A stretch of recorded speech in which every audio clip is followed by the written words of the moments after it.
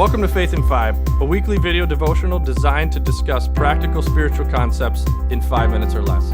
I'm your host, Mark Vandella. So a few years ago, my wife and I bought a loft downtown, and that loft came with a rooftop deck, so I thought I'd try my hand at gardening. I thought I could handle it because there was just this little plot of land, and I couldn't get into too much trouble.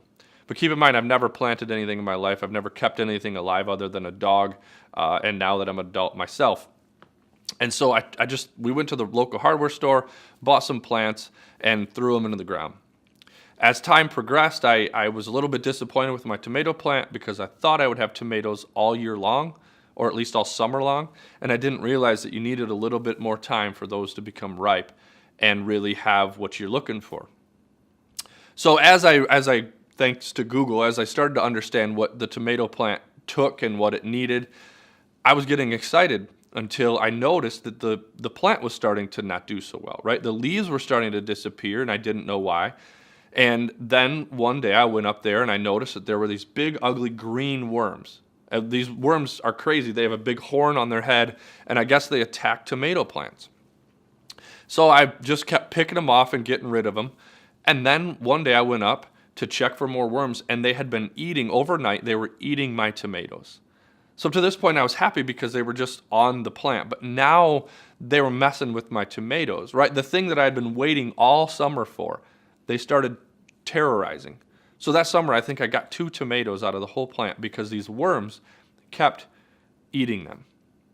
And I read a little bit further, and I found out that all I would have needed to do was start with new soil, either completely tear out all the old soil or tear up what was there, because that would have broken up the eggs of these worms, apparently.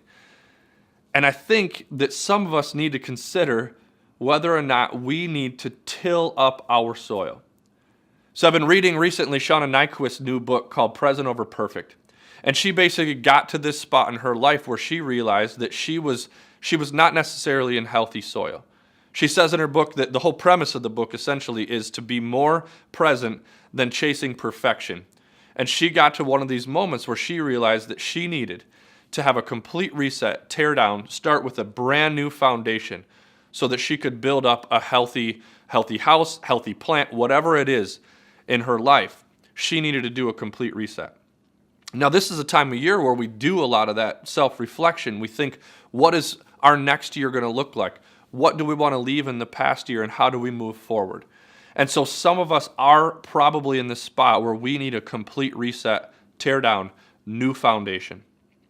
See, we love these HGTV shows like Flip or Flop or Fixer Upper, right? And we love that there's this simple renovation, tear down, start over, and it almost feels like it happens overnight. But we know that it doesn't go that way for most of us. It's not this tear down and start over and then the next day you got something fresh. It's just like the gardening. It takes time. It takes investment. See, the Bible shares a story called the parable of the sower in Matthew 13, 1 through 8. And this farmer spreads his seed in various different places. Some of it falls on pavement, and it isn't able to take root, and the birds eat it all up. Some of it falls on gravel where it takes root quickly and grows, but it didn't have deep roots, and the sun ends up burning it out. Some of it lands among the weeds where it grows, but the weeds end up choking it out. And yet some of it lands in fertile soil, probably soil that's been tilled, cared for, watered, and nurtured. And the Bible says that seed yielded a harvest greater than the farmer's wildest dreams. See, some of us are in that spot, like I mentioned, that we need to tear down. We need to start over and reset. Take a cue from Shauna where she says, my life wasn't totally in shambles. It just wasn't where I wanted it to be. I had some weeds or I had some worms that were working on me, and I wasn't having the yield that I wanted. If you're in that spot this year, as you move forward into the new year, consider your renovation project. And when you do, consider a couple of things. One, renovations take time. Plan for this whole year to be a complete reset, tear down, start over, and a rebuilding year. And that's going to take time. It's not as simple as having a start over and a reveal the next week, like the TV shows show us. be willing to invest in that renovation. But lastly, kind of look at what things need to be pulled, what weeds are choking you out. What soil needs to be tilled? Where do you need to invest so that you can have this healthy harvest? That when you look back at the end of this year, you're happy with the fact that you tore down, restarted, and built a new foundation.